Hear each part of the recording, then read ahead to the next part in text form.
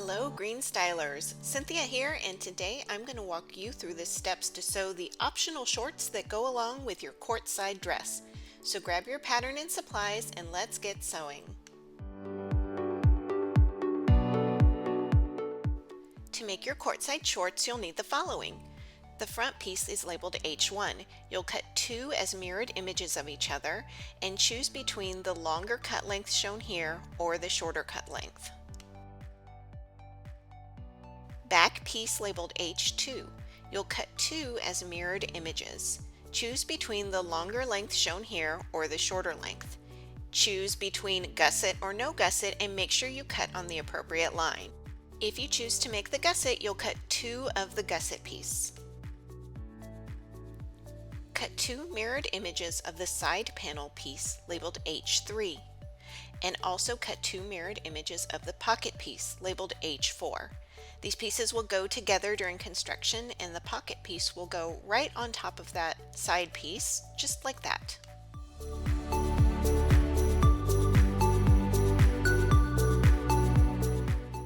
You'll need the fold over contoured waistband labeled H5. Cut two of those as mirrored images of each other.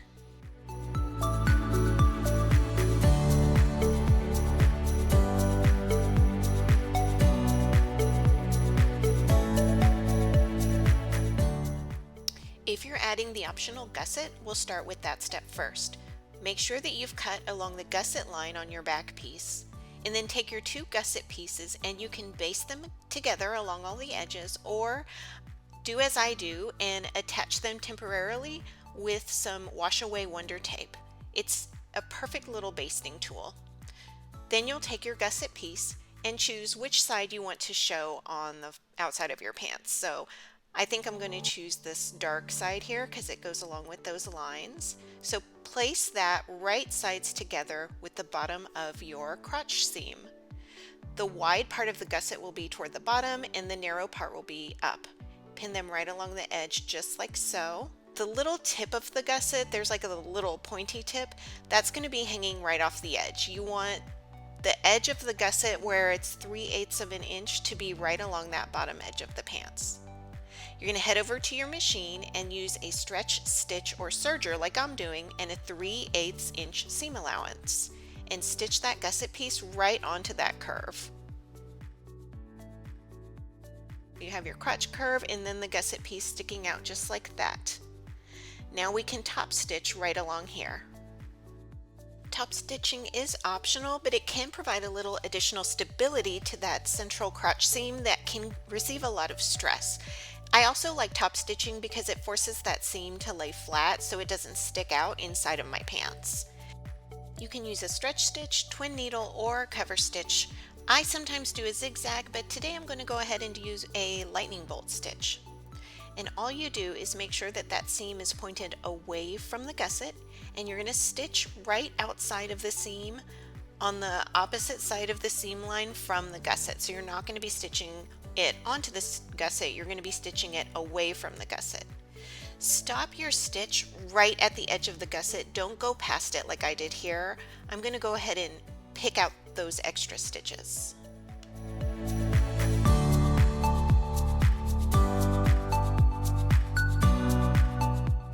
To construct the pocket, you'll first begin with the actual pocket piece, and you're going to hem it 1 inch so that you have a nice finished edge when you stick your hand inside of your pocket. I like to draw a line 2 inches away from the edge. That way when I fold my edge down, I know that it's exactly a 1 inch hem. But you can totally eyeball it. You can see I iron that one down. It makes a nice crisp edge, which is easier for stitching. You can use a stretch stitch, twin needle, or cover stitch to make this hem, and I'm going to go ahead and use a zigzag stitch with a width of 3.5.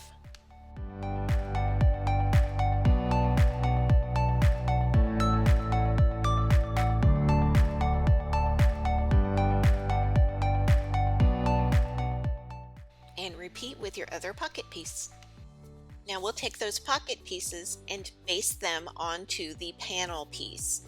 The pocket piece lines up with the bottom of the side panel, that is the side that does not have a slant, We'll pin it right along the edges and then give it a quick baste on all 3 of the bottom edges.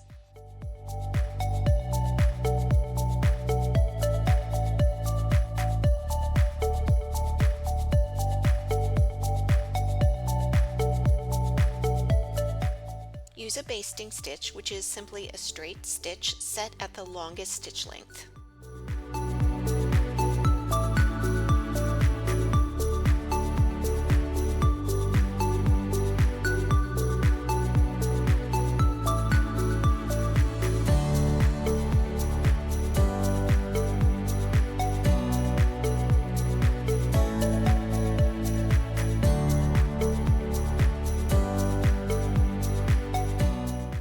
Now you already have a lovely little pocket that you can stick your hand inside of and see how large that is. Plenty of room for a cell phone. Repeat with the other side pocket and panel piece.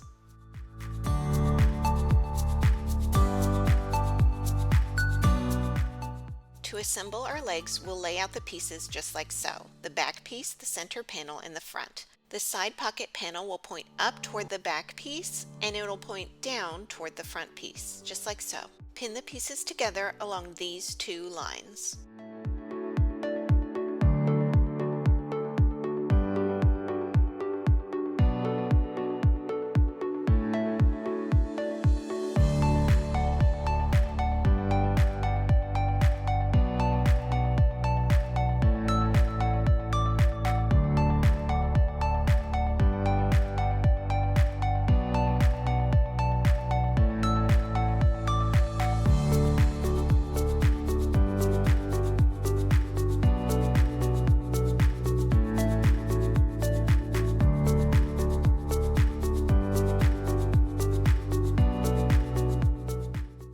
Now you'll use a stretch stitch or serger and a 3/8 inch seam allowance to stitch up both of those seams.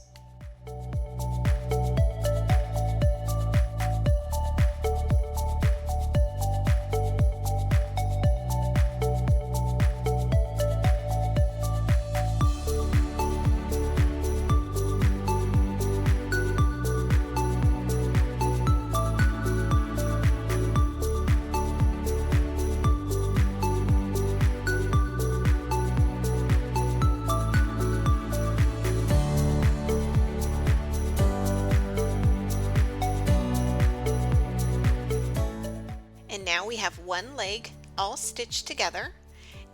Repeat with your other 3 leg pieces. When you have both leg pieces stitched together, you'll lay them on the table with right sides together and pin along the crotch curves.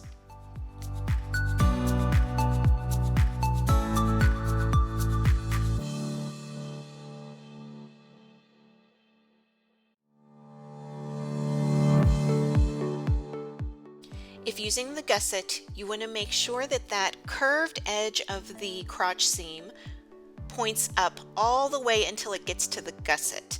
Especially if you used a serger, there's going to be some stitches along that edge there, and it'll want to fold down just like the bit that was attaching to the gusset.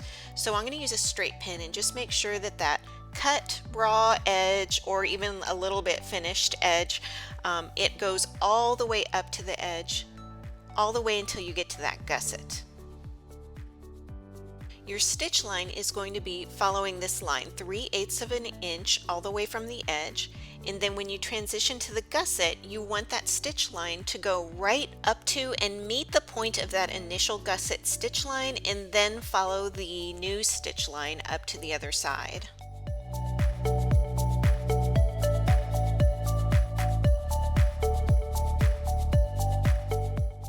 Stitch both of those crotch curves using your stretch stitch on sewing machine or serger stitch and a 3/8 inch seam allowance. When you get to that gusset, make sure you're taking the full seam allowance and that your stitch line crosses over the edge of that initial gusset stitch line, just like I showed you before.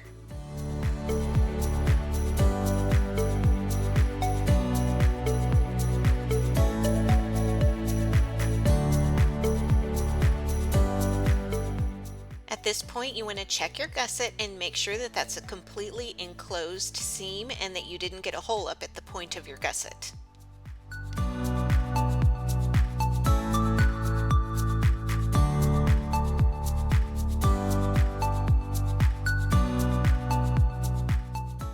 At this point, you can top stitch the other side of that gusset seam down and away from your gusset.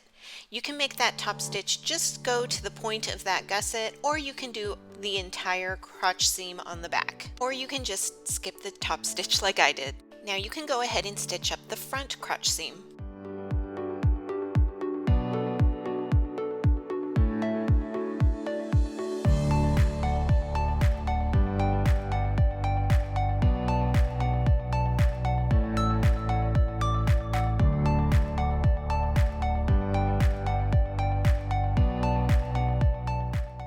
Now we'll pin and stitch the inseam.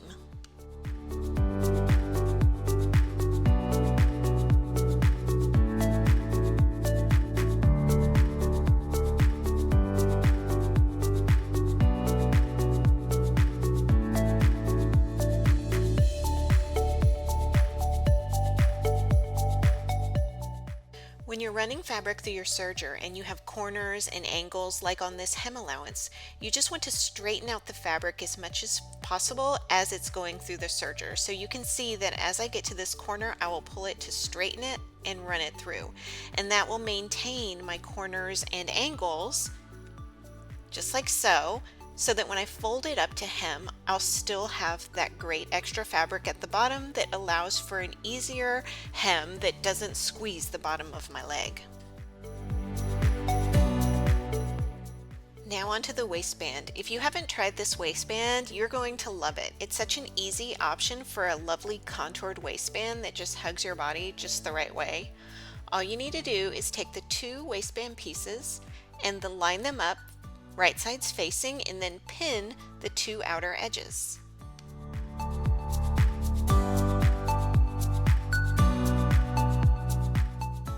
Take those over to your sewing machine or serger and stitch using a stretch stitch or serger with 3/8 inch seam allowance. And just like I mentioned before, straighten out that fabric before it goes through the serger. Get it all in a straight line and then run it straight through.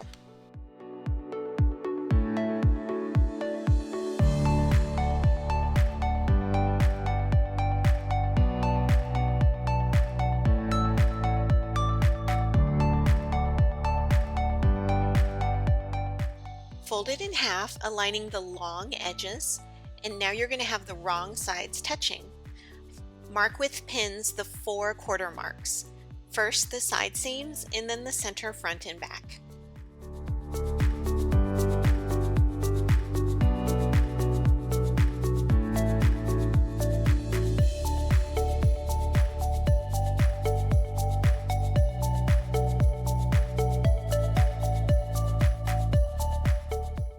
Align the center front and center back seams in order to find the side quarter marks.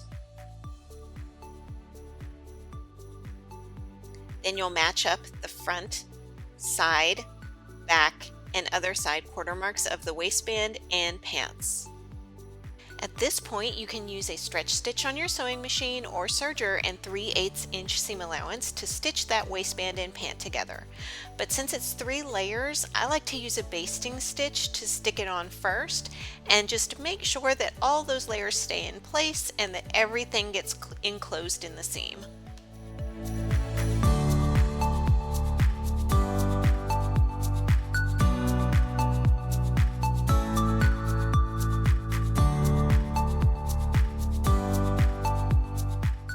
You will have to stretch your waistband slightly when attaching it to the pant.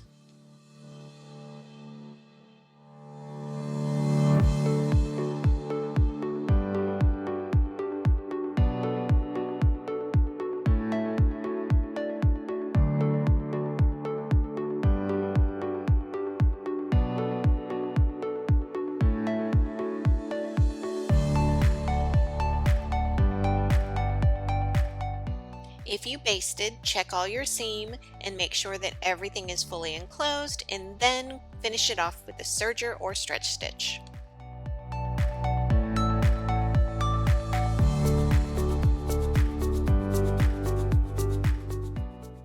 ready to hem.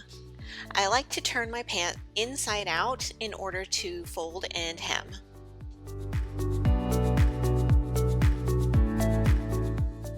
Turn the bottom of your pant leg up once, using the hem angle as a guide.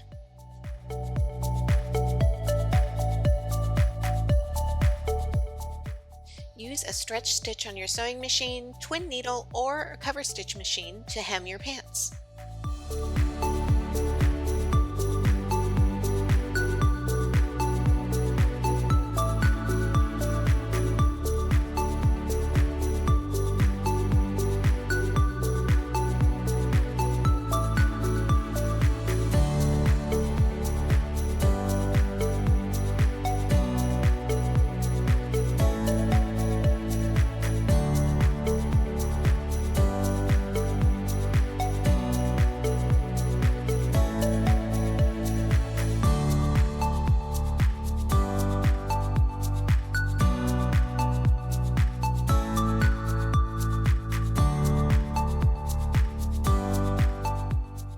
You're done.